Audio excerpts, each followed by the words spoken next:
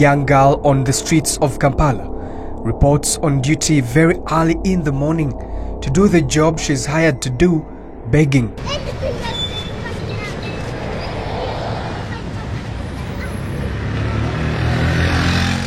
Her efforts to take back home money come from a whole day of consistent begging on cars waiting on traffic.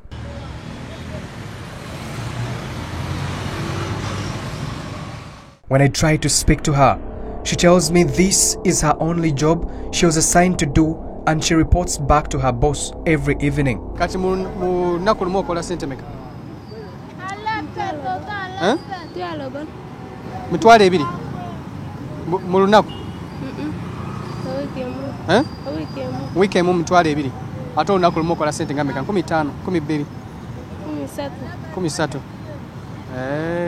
So they're just not begging to earn a living, they're also hired to do the job with set targets. Her comments on the money she collects in a day trigger me to dig deeper to find out who is employing hundreds of street children. But first, how do they even get here in Kampala? I get information on the process. The story leads me to eastern Uganda, 295 kilometers away from the capital Kampala.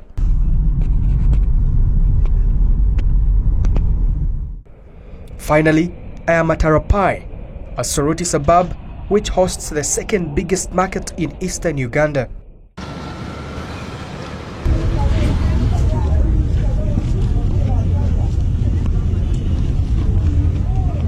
On the surface, Arapai market would go for any ordinary market with several merchandise which include clothing and grocery.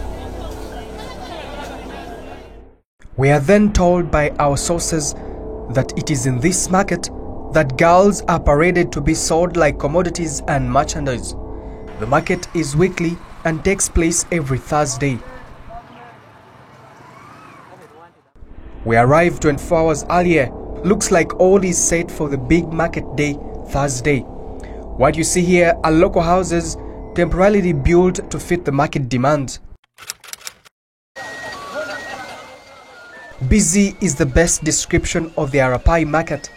At 7 a.m., we set off to identify victims of the trade. While we are at it, a truck carrying merchandise and young girls lead our way to the market. As they approach the market, the truck stops and the girls disembark as we watch from a distance.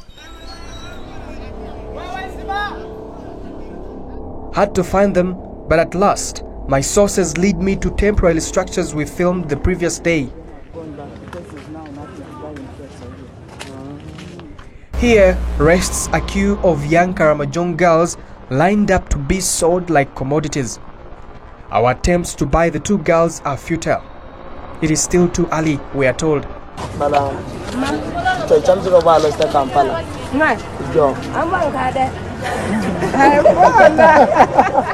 And we are asked to hold on for only two reasons.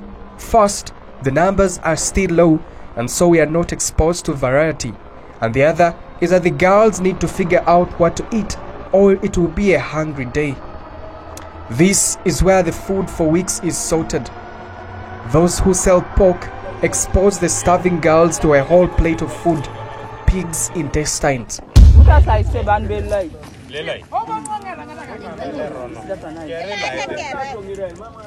As the traders slaughter pigs, the Karamojong girls settle for the intestines, making the principle of the early bird catches the worm a reality.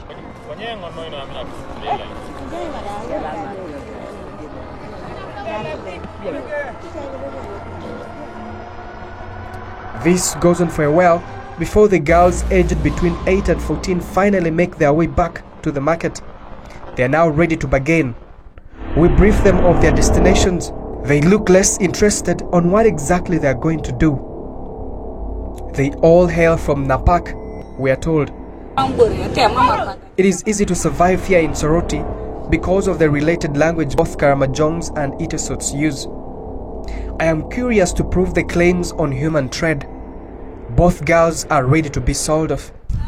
One girl informs us that she trekked from Soroti to Moroto without her mother, and therefore a phone call to the mother will arrive us at a settlement. 40,000. 50,000. 70,000 shillings. Again with the girl's mother on phone on what amount she should be sold off. We don't seem to agree. As soon as I get cash out of my pockets, the mother to the second girl settles for 50,000. Give them this when we get change. So we're taking this one. Yeah.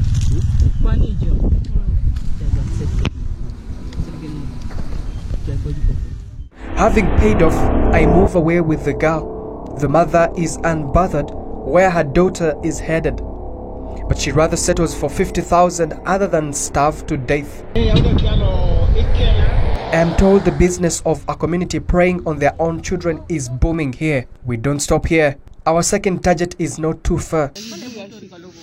A mother of 3 is ready to sell off her 3 children. We only attempt to buy 2. She's hungry for the money. This might help her afford a decent meal for months.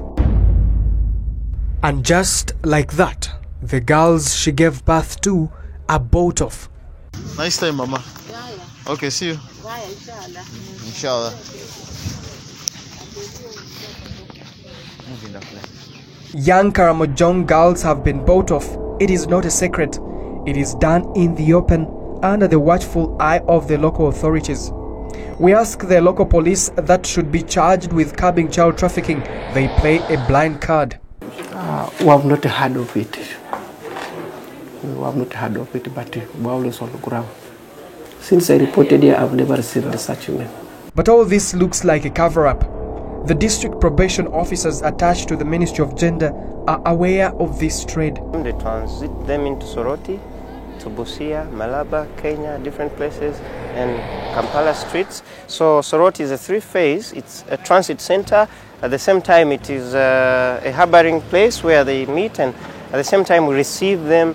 And we have tried with the police to ensure that we try to block this, but it has been a vice that is very minimal, that persons do not pick interest because the beneficiaries abroad, it's the business community, the working class persons, people who want maids, people who want herdsmen, people who want to buy scrap, people who want to sell eggs, that kind of thing. And now the girls are picked from Karamoja region, concentrated in Napak, Moroto, Nakapiripit and Kabong, and moved to Soroti using trucks.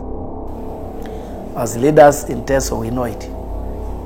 Soon the dry spell is going to come, and Teso is going to be having influx of both women from Karamoja and children. As they get here, those who consider themselves lucky are bought off and taken to urban centers like Mbale, Jinja, Iganga, and finally the capital, Kampala. While they are brought here, begging is one of the choices.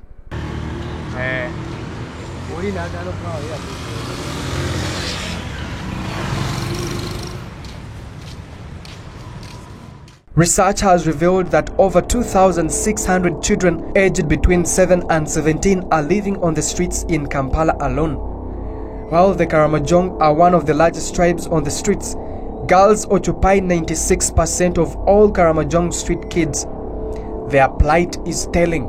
Uncertain of how much they take home, Damon Wamala, County Director of Dwelling Places, believes that those who give beggars money are facilitating child trafficking. Giving money to these children on the streets is encouraging them to come to the streets, and is encouraging not the children, but is also encouraging the traffickers to benefit, and the traffickers are the ones who are benefiting at the end. Those who have outgrown the trade have joined the rest of their colleagues downtown Kampala.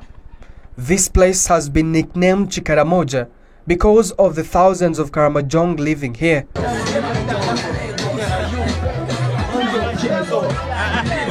Corrupt livelihoods, poverty is what can best describe the community here.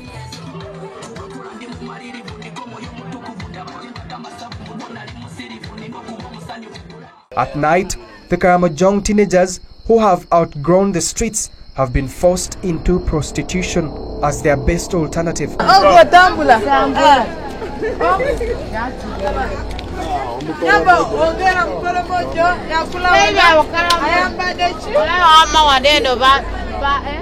Nzijawo nimbasanga bannange wano nsiba nabo naye nga nsula side bali eri. For me, I don't have a work. I just stay there. For me, I need someone to do what? To help me. This is Tina.